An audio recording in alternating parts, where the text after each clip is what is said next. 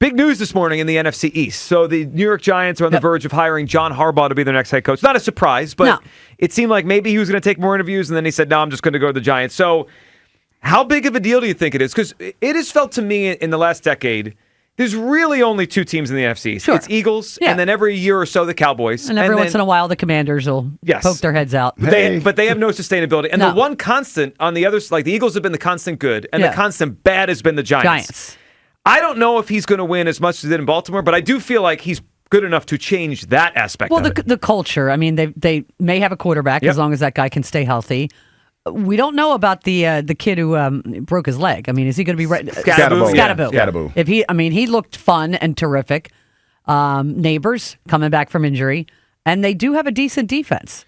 So you have an adult in the room now. Yeah, I did wish he went somewhere else. I was not pleased with it. Yeah. So, and he's taking, I'm assuming Monken's going to be his OC. That's the other part of it, that it takes away an option for the Eagles here. So, Hugh, what was your reaction when you saw Harbaugh to the Giants? Oh, man. They got a good coach. Like, that was my initial first reaction. You were with him here, right? Yes. Yeah. And I know Coach Harbaugh, and he's a good coach, man. They got a good coach, and that's going to be a problem at some point. That's going to be a problem because they're going to work hard. Special teams is going to probably be pretty darn good because I know he still has a love for special teams, even though he's the head coach. They're going to be a problem, man. And I thought about that ass whooping that they put on us when we went up there. The Giants. Yeah, the Giants. On that Thursday night game. So the Thursday night massacre. Here in Philadelphia. Boy, that was a tough night.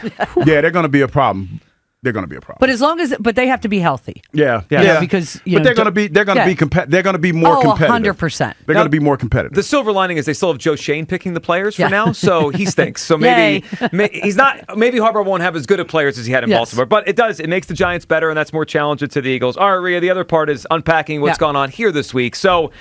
Where are you right now as far as where the Eagles are at and what you want in the next offensive coordinator? Because there's a lot of different kinds of coaches out there, and they all bring different things. Yeah. But I think we're all in this. We're all in this together. They need to get way better offensively here. Well, I mean, it starts with the quarterback. So, I mean, the quarterback is intimately involved in this as anyone because we've got to get him to grow and run. I mean, I'm just sorry if he's not running.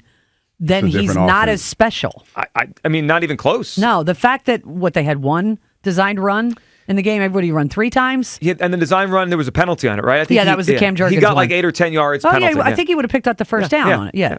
So you've got and listen, they had 96 in it last year. Okay, I can live with not having 96, but 41 this year was too stark of a go back. So you've got and it was interesting. We had Jason Kelsey on this morning because. What we have heard through, reports that have been out there is that Jalen Hurts is difficult to coach. Well, Jason had a whole different, he said he likes to be coached hard. So if that's, now, selfishly, Brian Daboll appeals to me because the sidelines could be magic. But, okay, between him and Nick Sirianni. That's a nice way of saying chaos. Yeah, it could be Big chaos. Dom's going to have to be in between those two the entire game. They're going to have to clone Big Dom is what they're going to have to do. But he has he's coached Jalen before. Yep. The fact that his name, that he's at the top of the list seems to me that there wasn't an issue with those two because that was the year that he got benched in Alabama. And I think McDaniel is too stark of a difference. It is a huge difference. Yeah, I think and his offenses are way different. I mean, the Dolphins, and even you go back to his days with Shanahan and the Niners, they throw the ball over the middle of the field. Yes. And that's not what Jalen typically does. Could you imagine McDaniel going, see that part in the middle? You can throw there. That whole space there. It's available. Yeah. So I think that might be too stark of a difference. Dable might just be the guy for a number. And they worked together before, didn't they, Dable and Sirianni? In Kansas City, yeah. So was he the offensive coordinator and Sirianni was the receivers coach? I think it may have been Dable above Sirianni at that stage, but they have history together. But he's spoken highly of him. Mm-hmm. So, I think the McDaniel would be fun, but I don't know. I think you can't go from, here's the offense in English and now it's going to be German. Well, and that's what it would be. I mean, it would be totally different here. Although German is closer to the English language than any other language. I don't think it's going to be that different. I really don't. But, I feel like... But Jalen doesn't throw the ball over the middle of the field. Well, I think that has to change. That has to change. That has to change. That's where I always say you have to be comfortable being uncomfortable, because that's what what the heights that Jalen has reached. I mean, to be honest, he's been uncomfortable doing that, and he's reached those heights. So I don't see why it would be a problem to change things up, to ask more of somebody who's already set the bar so high. He can do it. We've seen him.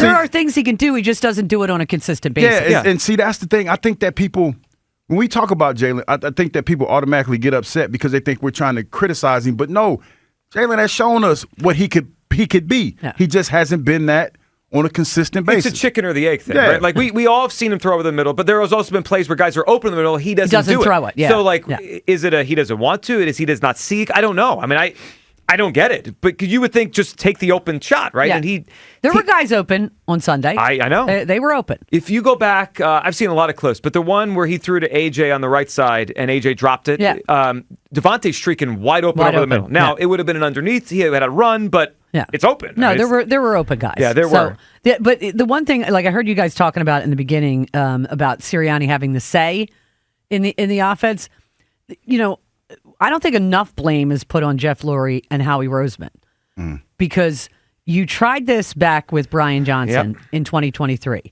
and it didn't work. Okay. Mm-hmm. And then you brought Kellen Moore, who was a play caller. Now, he wasn't able to run everything he wanted to run, but he's a play caller. Experienced play caller. The Eagles, by bringing in another guy who had never called plays, you didn't have another lever to go to if it didn't work. Because Sirianni can't do it. Yeah, they were stuck. I mean, that's why during the course of the season, he was asked a lot, are you considering taking a play call? I'm getting more involved. And it's like, well, but you're not.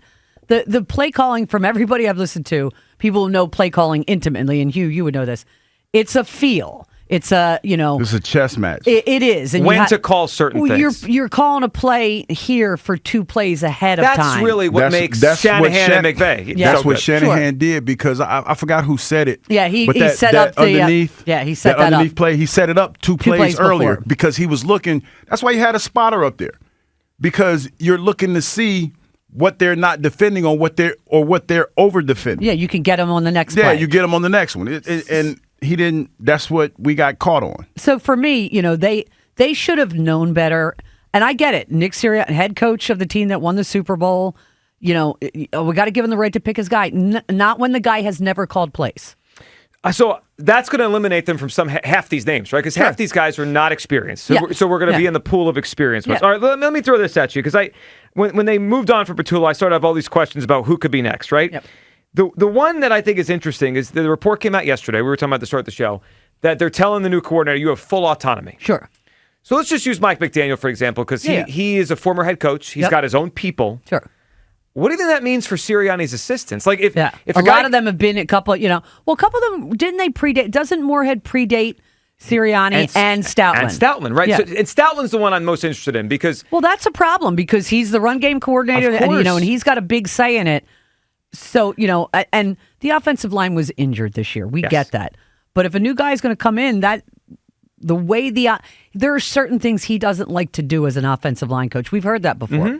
Well, that may have to change. I want the best coordinator, but if it's a hodgepodge of I want to keep this guy and I don't, that feels like an awkward coaching staff. I think we'll have the answer, because I think what I heard, and it may have been Adam Kaplan who said it, when Kingsbury wasn't hired here, was because he wanted to bring his own guys in.